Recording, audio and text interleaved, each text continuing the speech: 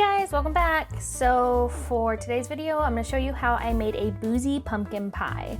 I started off by washing the outside of my pumpkin and then just chopping off the top so I had a nice solid base to cut the pumpkin in half. I cut this pumpkin in half and then took out the guts and the seeds. I set the seeds off to the side because you can roast them. I'm not a particular fan of roasted pumpkin seeds, but I have a friend who is, so doing that for her. I wanted to let you guys know that I am using a recipe that I'm going to put down in the description below that I found on the bottom of this pumpkin, because I got this pumpkin at, I think, Trader Joe's, and it had a sticker that had like a recipe on the bottom, so I kind of followed that, which I know I should have done a little bit more research, but I went directly by this recipe, and next time I would do things a little different. And as we go through the rest of the video, I'll kind of tell you what I would do different next time. And plus, I didn't go directly based on this recipe because I'm making a Boozy Pumpkin Pie. I added a little bit more like of my own things that the recipe didn't call for. So anyway, this pumpkin pie recipe called to use a frozen pie crust, but I like making my own pie crust, so in just a little bit I'll show you how I do that. It's pretty simple. It's a little, difficult the first time you do it, but now that I've done it a few times, I actually really enjoyed making it. Super simple. And there's Ryan annoying me as usual.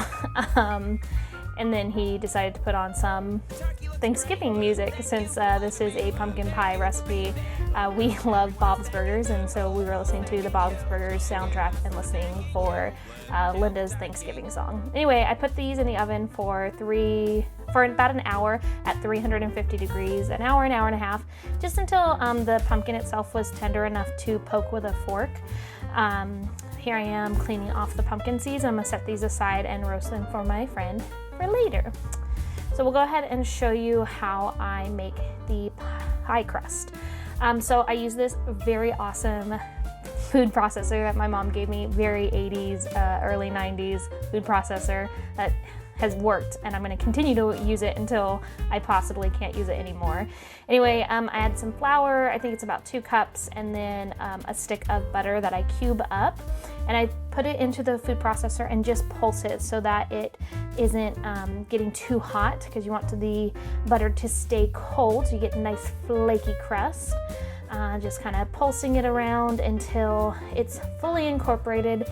And then I add just a couple tablespoons of water. Really, I just kind of eyeball this and I make sure it's ice cold water. So literally ice water, just until it's combined. Like I said, not too long, just kind of pulsing it until it's all combined. And then I flour my surface and get you guys down to level and pull it out. And I don't want to work it too much. I just kind of incorporate everything together until it's one nice ball of dough, and then I put some plastic over it and stick it in the fridge while the pumpkin was finished baking. Alright, so pumpkins are done, and just check them with a fork, you can see, and then I went ahead and let them cool until they were cool enough to touch. And then I decided to cut off like the little caramelized bits, because this is a actual pumpkin pie pumpkin. It's a little bit on the sweeter side, so it tends to get like that little caramelization. I didn't want that in my puree. It's not necessary to cut it off, but I was being extra and did. It's super soft, super easy to take out all the puree or the insides, the guts of the pumpkin, and then I stick it in my food processor here, as you can see, and I'm just going to pulse that until it's completely pureed. Now this is where I would have done things different. Once this was done, I should have let it sit in like a cheesecloth for at least 30 minutes to let some of the natural juices drain out, because when you use pie pumpkin from a can, like pureed pumpkin from a can, it is a little on the drier side, which is what you want, because you're already going to be adding more wet ingredients. There I am dancing to the Bob's Burger soundtrack. Absolutely love. Thank you for loving me. Anyway, and getting my puree to the consistency that I want. you know, just having fun. Puree. So yeah, like I said, next time I would let it sit. I don't know, it completely skipped my mind to do this. It wasn't in the instructions on my recipe. I also need to pull out my pie dough from the fridge, and silly me thought that I could just go ahead and roll it out. It's really hard. So I need to let it sit for at least a few minutes. I think 5 to 10 minutes is what I let it sit on the counter. Did a little bit more dancing, talking to Ryan, and just hanging out while that came to room temperature, so that I could roll out the pie dough.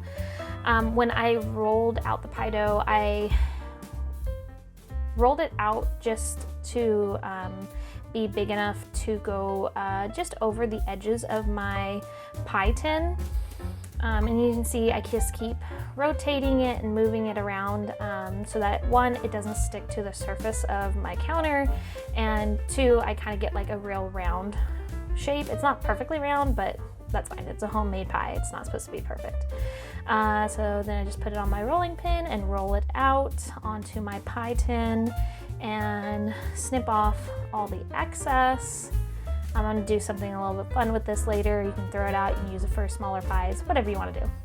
I thought I'd be cute and try to do a little handmade edge, and then I was like, nope, that doesn't look good. So I went with the fork method and just made a little fork edging, and then I poked the bottom of the pie so that there wouldn't be any air trapped underneath it. Took some parchment paper and did that little trick where you like fold it like a bunch of times and then make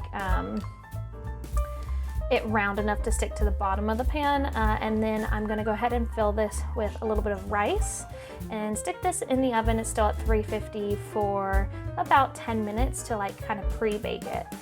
All right, so go ahead and clean as you go and get everything ready for the pie. So following the recipe, I put in my pumpkin puree, and so this is also where I start to deviate a little bit from the recipe too, is I add pumpkin pie spice from Trader Joe's. So instead of adding like each individual ingredient, this already has all the ingredients in it. I just put about how much, I think it was like, ended up being like 2 teaspoons worth of stuff. It was like 1/4 of this, 1/4 of that. Anyway, so use the pumpkin pie spice instead. It's just easy, convenient. It's already there, already in there. So then I added my brown sugar. Again, I used the dark brown sugar, so it has a lot of moisture in it, and I just, I don't know, I shouldn't have done that. I should have stuck with a drier ingredients.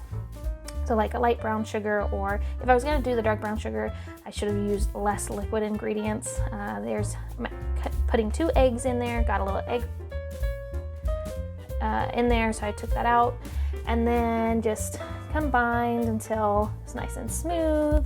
And then we're gonna get ready for our wet ingredients. So here comes the boozy part, and this too is where I messed up. I did a full cup of liquid, or I should have done the recipe called anywhere from a half to a full cup. I should have done only a half, or maybe even, maybe just half, like a quarter of the pumpkin liqueur and then a quarter of buttermilk. And next time, instead of buttermilk, I would also use heavy cream, or even evaporated milk is something in some of the recipes I've seen. So now I need to also melt my butter, so more liquid, even more.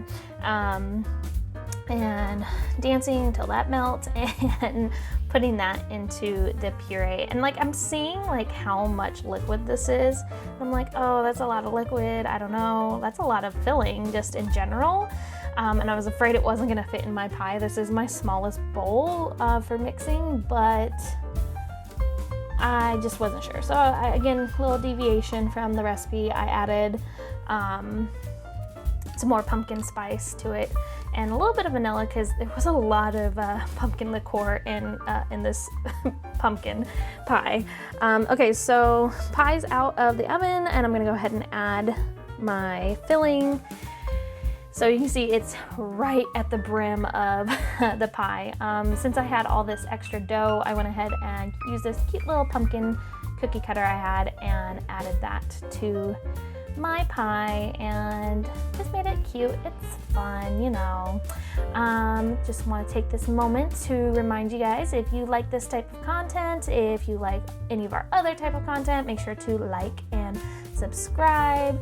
I read all of your guys' comments, and I'm hoping that I see even more comments. I want to see what you guys want here on the channel. Ryan and I have decided to do some Christmas stuff, so look forward to that. All right, so here's the pie. It was supposed to bake for about an hour. I think I ended up letting it bake for about 2 hours and then letting it cool completely. Even completely cooled, it's still really never set. And this is what I'm saying, I put too much liquid in it.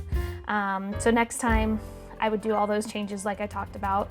But you know what, it's pie. You add some whipped cream on top, and it was boozy pie, so it was pretty darn good. I really liked it. It was cute, it was yummy. Ryan didn't help me eat any of it because he's not eating or drinking any alcohol right now, and he doesn't like pumpkin pie, but I really enjoyed it, and I hope you guys enjoyed this video.